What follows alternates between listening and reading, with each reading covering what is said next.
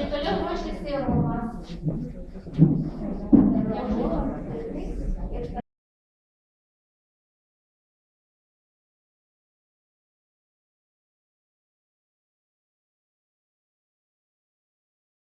Kviest mokytojus, kurie rašytojų sąjungos nariai yra, kartu burtis.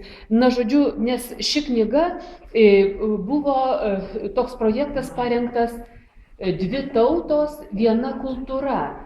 Ir turim omeny Baltarusiją ir Lietuvą. Ir būtent pasienio zona, Vilniaus rajonas, Ašmena, kur tik 50 km nuo, reiškia, Vilniaus. Ir štai šitą antologiją parengė literatūros daktaras Józef Šostakowski. Ir jisai, reiškia, pirmiausia įdėjo Vladislovo Sirokomlės eiles.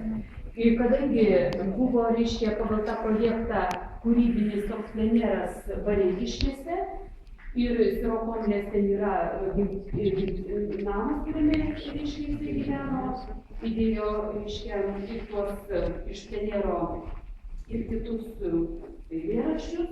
Ir šitas susitikimai, sustriečiai, spotkaniją lietuvių, lenkų, baltarusių ir kadangi dar kai kurie baltarusiai rašo rusiškai, tai dar ir rusų. Tai 4 kalbomis išėjo poezijos tokia rinktinė antologija.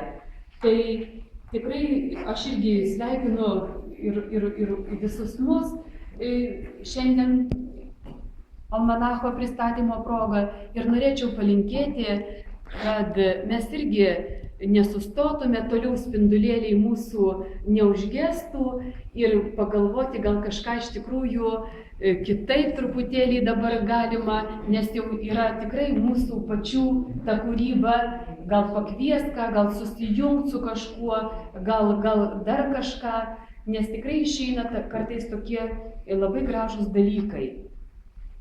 Tai tiek. Ačiū, labai ačiū.